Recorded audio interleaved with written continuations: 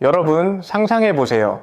평소처럼 설레는 마음으로 미국 주식시장이 열리길 기다렸습니다. 내가 전 재산을 쏟아부어 산 그 종목, 내일이면 따상을 갈 것 같아 밤잠을 설쳤죠.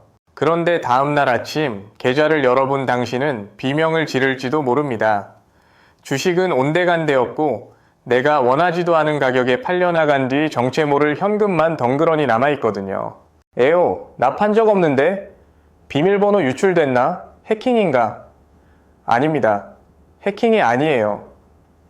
이건 여러분이 주식 계좌를 만들 때 무심코 동의 버튼을 눌렀던 바로 그 증권사가 아주 합법적으로 여러분의 재산을 강제로 처분한 겁니다. 최근 온라인 커뮤니티를 뜨겁게 달궜던 미래에셋증권의 알림톡 내용 보셨나요?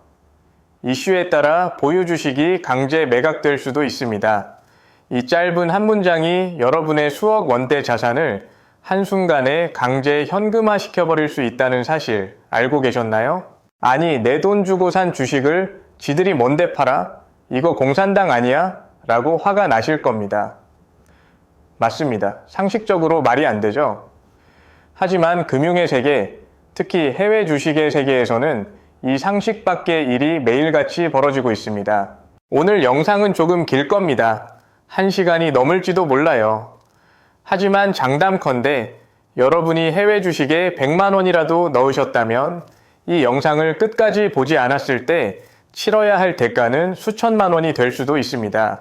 미래에셋증권이 왜 이런 무시무시한 공지를 보냈는지, 그리고 왜 모든 증권사가 이 공산당 같은 조항을 절대 포기하지 않는지 그 추악하고도 정교한 금융 시스템의 민낯을 지금 바로 공개합니다. 안녕하세요. 여러분의 자산을 지켜주는 정세무사의 퇴근길 경제라디오입니다. 오늘 우리는 대한민국 투자자들이 가장 사랑하지만 동시에 가장 잘 모르는 해외 주식 보관의 함정을 아주 깊게 파헤쳐 볼 겁니다. 자, 본론으로 들어가기 전에 제가 여러분께 아주 근본적인 질문 하나를 던져볼게요. 여러분이 스마트폰 앱으로 테슬라 주식 1주를 샀다고 칩시다. 그럼 그 테슬라 주식 1주는 지금 어디에 있나요? 여러분의 스마트폰 안에 있나요? 아니면 미래에셋증권 금고 안에 있나요?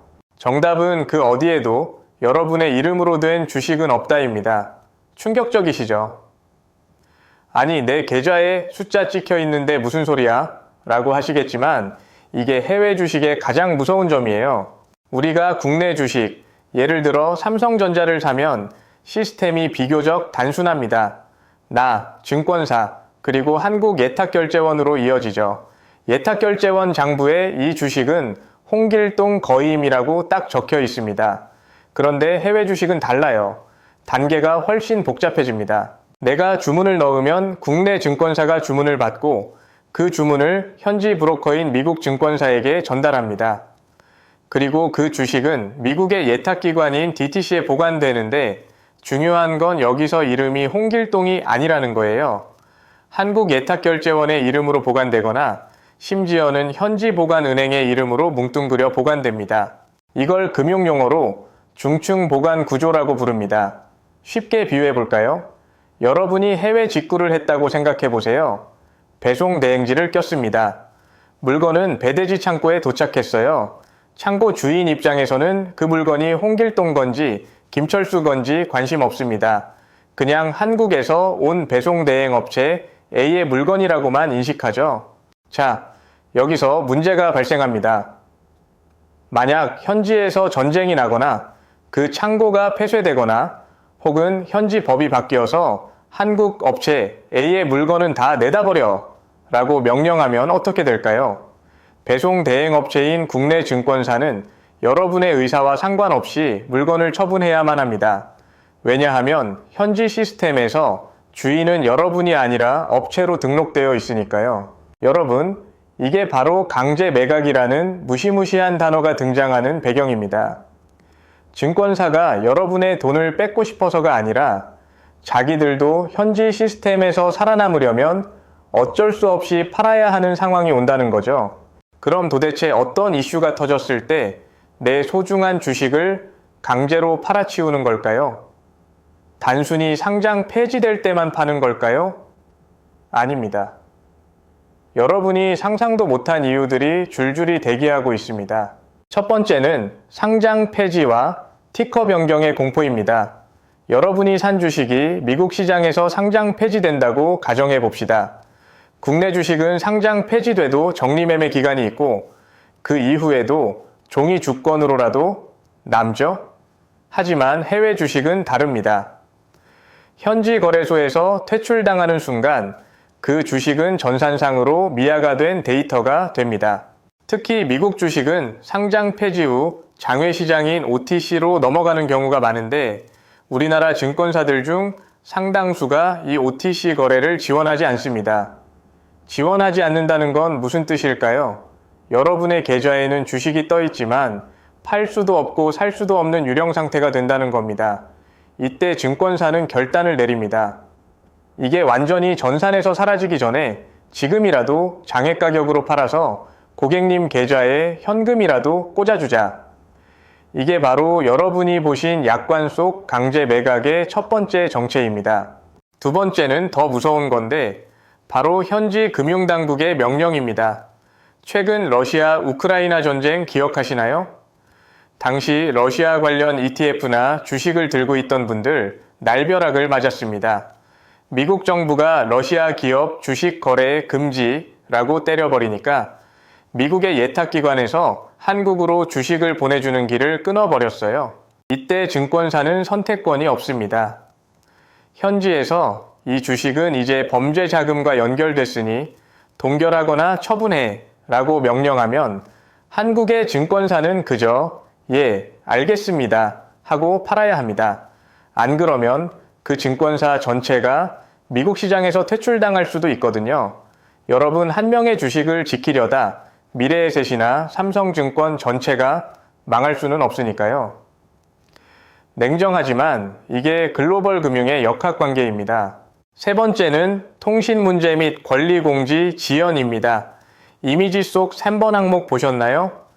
통신 문제나 권리공지 지연 등으로 매매가 취소될 수 있으며 강제 매각될 수도 있다는 내용 말이죠. 이게 무슨 소리냐고요? 해외 주식은 지구 반대편에서 일어나는 일입니다. 현지에서 갑자기 병합이나 분할 같은 권리 행사가 일어났는데 그 정보가 한국 예탁권까지 오는 과정에서 오류가 생기면 시스템은 엉뚱한 주식 수량을 인식하게 되고 이를 바로잡기 위해 시스템이 자동으로 반대 매매를 날려버리는 경우도 아주 드물게 발생합니다. 자, 여기까지 들으면 아니, 그럼 해외 주식은 너무 위험한 거 아니야? 라고 생각하실 겁니다. 그런데 말이죠. 더 충격적인 사실이 있습니다. 여러분이 미래에셋을 피해서 다른 증권사로 가면 안전할까요? 과연 삼성증권, 키움증권, 토스증권은 다를까요? 결론부터 말씀드리면 여러분은 호랑이를 피하려다 사자굴로 들어가는 격이 될 수도 있습니다. 대한민국 금융감독원에는 해외 주식 거래 표준 약관이라는 게 존재합니다. 모든 증권사는 이 가이드라인을 따라야 하죠. 제가 국내 메이저 증권사들의 약관을 샅샅이 뒤져봤습니다. 결과는 어땠을까요? 놀랍게도 강제 매각 조항은 모든 증권사에 토시 하나 틀리지 않고 들어가 있습니다. 그럼 왜 유독 미래에셋증권만 이런 욕을 먹고 있는 걸까요? 그건 아이러니하게도 미래에셋이 너무 친절하게 알려줬기 때문입니다. 본인 다른 증권사들은 이런 무서운 내용을 약관 70페이지 구석에 아주 작은 글씨로 숨겨둡니다. 여러분이 계좌 만들 때 0.1초 만에 스크롤 내렸던 그 부분 말이죠. 이건 마치 이런 상황입니다. 두 식당이 있는데 한 식당은 메뉴판 구석에 아주 작게 배탈 나도 책임 안 짐이라고 써놨고 다른 식당은 대문에 커다랗게 배탈 날 수도 있으니 조심하세요 라고 써붙인 겁니다.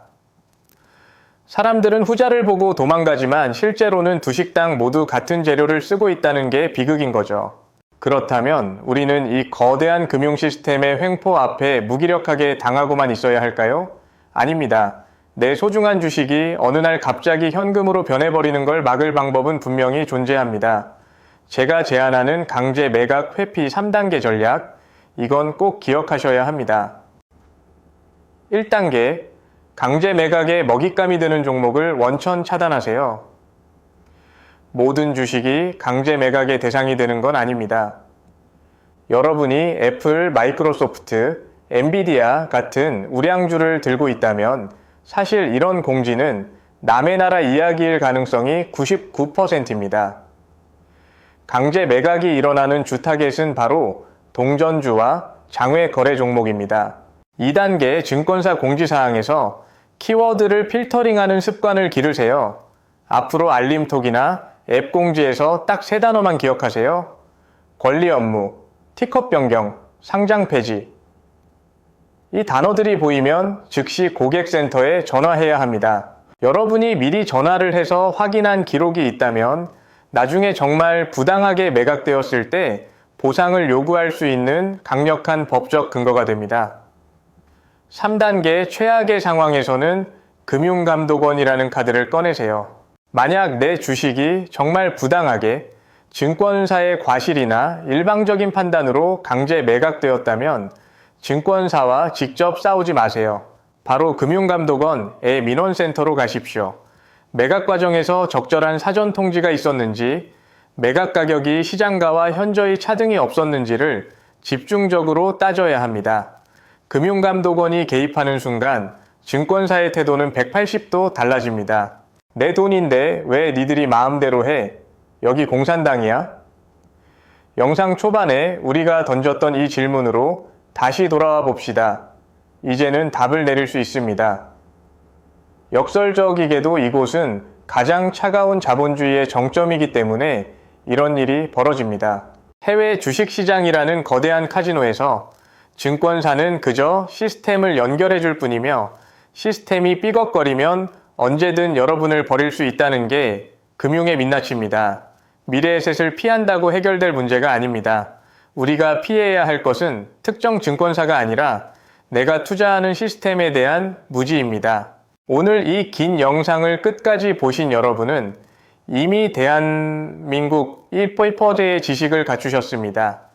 이제는 알림톡 하나에 일희일비하며 분노하는 것이 아니라 차가운 이성을 가지고 시스템을 활용하는 투자자가 되셨을 겁니다. 오늘의 내용을 3줄로 요약하겠습니다. 첫째, 해외 주식은 중층 보관 구조라 현지 이슈에 따라 강제 매각될 수 있다. 둘째, 이건 모든 증권사 공통사항이며 약관에 명시되어 있다. 셋째, 잡주 투자를 피하고 부당할 땐 금감원을 활용해라. 자본주의는 아는 만큼 지킬 수 있는 정글입니다. 이 정글에서 여러분이 사냥감이 되지 않기를 진심으로 바랍니다. 오늘 영상이 도움되셨다면 구독과 좋아요 부탁드립니다. 궁금하신 점은 댓글로 남겨주세요. 지금까지 시청해주셔서 감사합니다. 성투하세요.